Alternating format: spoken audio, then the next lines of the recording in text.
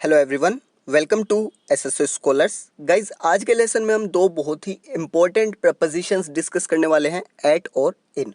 दोनों की बहुत ही डिटेल में स्टडी करेंगे, बट उससे पहले मैं आपको बता दूं ये प्रपोजिशन की सेकंड वीडियो है। फर्स्ट वीडियो में हम काफ़ी प्रपोजिशंस कवर कर चुके हैं। आज हम एट और इन की डिटेल में स्टडी करने वाले हैं। एट और इन की अगर बात की जाए तो बचपन में आपके माइंड में एक कॉन्सेप्ट फिट कर दिया जाता है प्राइमरी स्कूल में कि एट का यूज़ छोटी जगहों के साथ किया जाता है और इन का यूज़ बड़ी जगहों के साथ किया जाता है। ठीक है, ये कॉन्सेप्ट आपको बताया जाता है, इवन बुक्स में भी सिर्फ इतना ही लिखा होता है।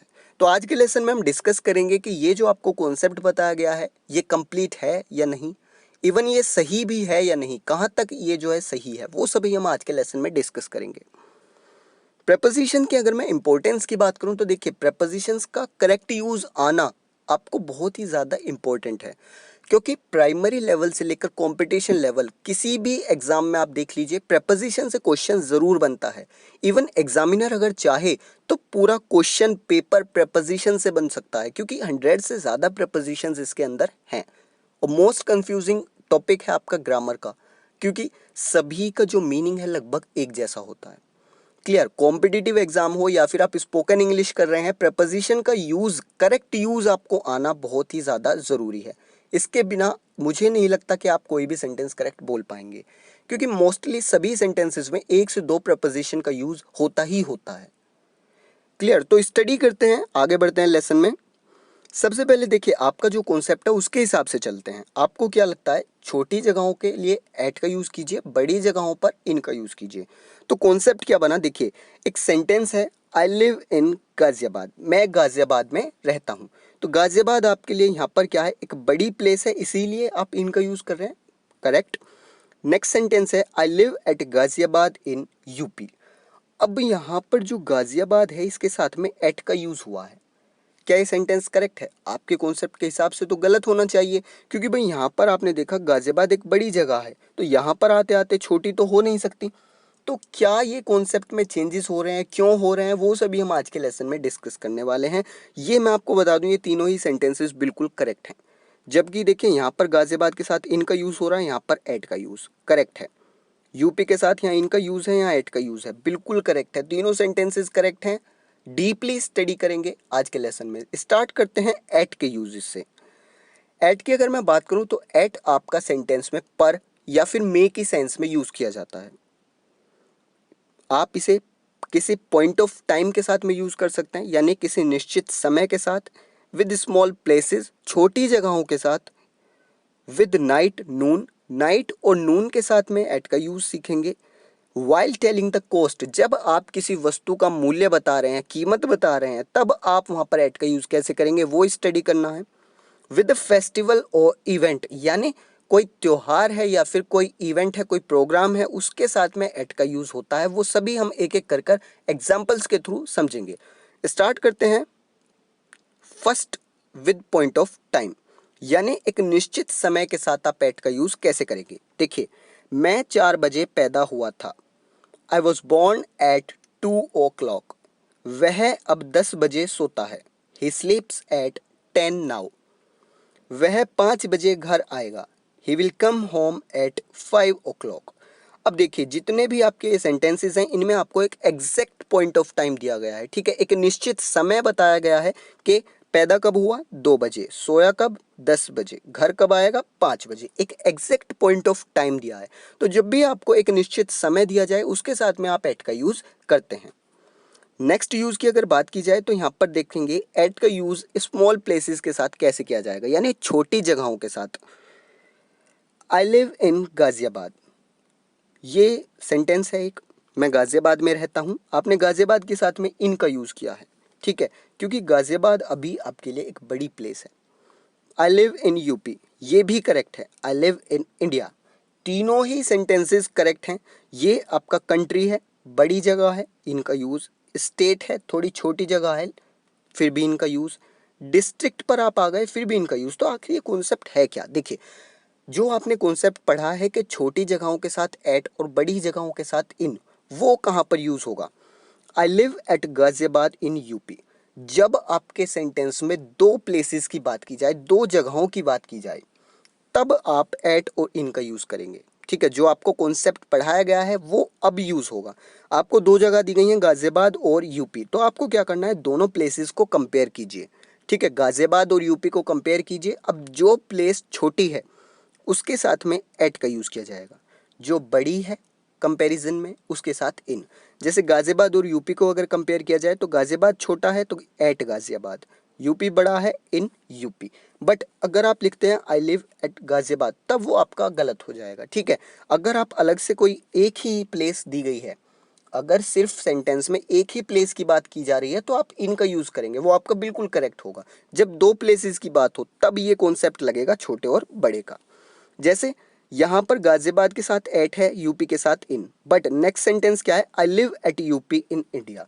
अब यूपी से भी एक बड़ी जगह की बात, एक बड़े प्लेस की बात सेंटेंस में की गई है, तो यूपी आपका छोटा हो गया इंडिया के कंपैरिजन में, इसलिए आपने यहाँ पर एट का यूज़ किया और इंडिया के साथ में इन का यूज़ किया। क्लियर हो गया? छोटी जगहों पर एट का यूज़ कैसे करना है वो आपको समझ आ गया। यानी गाजियाबाद के साथ इन भी करेक्ट है और एट भी करेक्ट है, यूपी के साथ में इन भी करेक्ट है और एट भी करेक्ट है। तो आपको ये रटना नहीं है, ये समझना है। अगर आप समझेंगे तो आपको एक क्लियर होगा, अदरवाइज क्लियर नहीं होगा। जिस तरीके से आप आज तक डाउट में हैं आगे भी डाउट में ही रहेंगे। आपका कोई भी डाउट है, ये मेरा आपसे प्रॉमिस है, आप कमेंट बॉक्स में लिखिए, आपको उसका आंसर ज़रूर मिल जाएगा। आगे अगर मैं बात करूं, Rahul works at a store. अब देखिए इसमें भी कुछ एक्सेप्शनल केसेस हैं, कुछ अपवाद हैं। जैसे अगर मैं स्टोर की बात करूं तो स्टोर क्या एक छोटी जगह है, आप इसके साथ में एट का यूज़ करते हैं, बट यहाँ पर इन का भी यूज़ हो सकता है। क्यों? क्योंकि देखिए स्टोर जो है आपका वो एक एनक्लोज्ड स्ट्रक्चर है। ठीक है, यानी एक बंद जगह है और उसके अंदर आप हैं। ठीक है, उसके अंदर की बात की जा रही है तो यहाँ पर इन का भी यूज़ हो सकता है। ये कुछ एक्सेप्शनल केसेस हैं, बाकी जो मैंने आपको कॉन्सेप्ट बताया वो आप ध्यान में रखिए। आप एट और इनका यूज़ जो सही है, इनके लिए देखिए कोई स्टैंडर्ड रूल नहीं है। जैसा आप पढ़ते आए हैं कि छोटी जगह के साथ एट, बड़ी की जगह इन, ये कोई स्टैंडर्ड रूल नहीं है। आपको इसका यूज़ जो है वो एक्सरसाइजेस के थ्रू आएगा। ठीक है, मैं आपको रिकमेंड करूँगा आप न्यूज़पेपर्स पढ़िए और मूवीज़ वगैरह देखिए, तो उससे क्या होगा आपको क्लियर हो जाएगा, खुद ब खुद समझ आ जाएगा कि कहाँ पर एट यूज़ होगा और कहाँ पर इन। इनके यूज़ के लिए कोई भी स्टैंडर्ड रूल नहीं है, मैं आपको फिर से बता देता हूँ। आगे बढ़ते हैं, देखिए थर्ड यूज़ का है एट का, विद नाइट और नून, यानी रात और दोपहर के साथ। जैसे मैं दोपहर में घर पर था, I was at home at noon. एक चीज़ याद रखिए, होम के साथ में हमेशा एट का यूज़ किया जाता है, चाहे आपका घर कितना भी बड़ा है।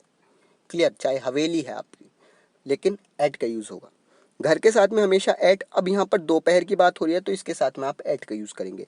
हम रात में पढ़ते हैं, वी स्टडी एट नाइट। वह रात में अस्पताल गया था, he went to hospital at night. तो नाइट और नून के साथ में एट का यूज़ होता है। इनका यूज़ अगर आप कर रहे हैं तो आपको लिखना होगा in the Noon, in the night, in the night. ठीक है, अगर आप एट का यूज़ कर रहे हैं तो दा का यूज़ नहीं करेंगे, और अगर इन का यूज़ कर रहे हैं तो दा का यूज़ कर लेंगे। क्लियर हो गया? दोनों ही यहाँ पर यूज़ किए जा सकते हैं, एट भी और इन भी। डिफरेंस क्या है वो आपको समझ आ गया होगा। अगर आप एट का यूज़ कर रहे हैं तो ऐसे करेंगे, at noon, at night, at night. आप इन का यूज़ कर रहे हैं तो क्या होगा, in the Noon, in the night. Clear? आगे चलते हैं, वाइल टेलिंग द कॉस्ट, यानी एट का यूज़ किसी वस्तु का मूल्य बताते वक्त किस तरीके से किया जाता है। एग्जाम्पल देखेंगे, यह फल 80 रुपये किलो बिक रहा है, this fruit is selling at 80 rupees पर केजी। ठीक है, आप क्या बता रहे हैं, आप ये जो फल है इस फल की कीमत बता रहे हैं। ठीक है, कॉस्ट बता रहे हैं 80 रुपीज़ पर केजी, तो इसके साथ में आप एट का यूज़ करेंगे। मैं 60 रुपये किलो प्याज खरीद रहा हूँ, I am buying onion at 60 rupee per KG.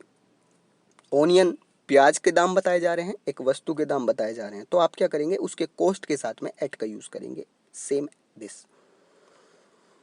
आगे बात आती है किसी फेस्टिवल के साथ में, यानी किसी त्योहार के साथ में या फिर किसी इवेंट के साथ में आप एट का यूज़ कैसे कर सकते हैं।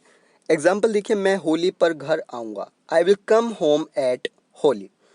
हम जन्मदिन में आए थे या फिर हम जन्मदिन पर आए थे। ठीक है, एट, में और पर दोनों की सेंस में यूज़ किया जाता है, तो दोनों हो सकते हैं। सेंटेंस क्या बनेगा, we had come at birthday. Clear हो गया? ये क्या है, एक इवेंट है, बर्थडे एक इवेंट है इसलिए एट का यूज़ हुआ, होली एक फेस्टिवल है इसलिए एट का यूज़। तो याद रखिए फेस्टिवल और इवेंट के साथ अगर आपकी पर या फिर मे की सेंस में कोई प्रेपोजिशन यूज करना है तो आप एट का यूज करेंगे। आगे चलते हैं इन पर। इन का यूज कहाँ पर होगा? देखिए सेंटेंस में मे की सेंस में इन का यूज किया जाता है विद टाइम समय के साथ, विद प्लेसेस जगह के साथ, इन और इनसाइड ऑब्जेक्ट्स यानी किसी वस्तु में या किसी वस्तु के अंदर, तब भी आप इनका यूज करते हैं। एक एक करके सबको समझेंगे एग्जांपल्स के थ्रू। फर्स्ट आपका आता है समय के साथ विद टाइम। 2 साल में, 2 साल क्या है? एक टाइम है और इसमें आपको मे की सेंस में इन यूज करना है। 2 साल में इन 2 ईयर्स, 2020 में इन 2020। मैं आपसे कहूँ जनवरी में इन जनवरी, फरवरी में इन फरवरी, या फिर मैं कहूँ आपसे सुबह में, ठीक है, इन द मॉर्निंग, दोपहर में इन द इवनिंग, ठीक है, शाम के लिए हो जाएगा, दोपहर के लिए क्या हो जाएगा? नून हो जाएगा। तो ये सभी आपको ध्यान में रखने हैं। क्लियर? अब जो मैंने नाइट का कॉन्सेप्ट बताया था, ठीक है, रात में, तो आप रात में को क्या लिख सकते हैं? इन द नाइट, या फिर लिखिए एट नाइट। क्लियर? डिफरेंस क्या है कि जब द यूज होगा तो इन, द यूज नहीं होगा तो एट। मैं अप्रैल में पैदा हुआ था, I was born in April.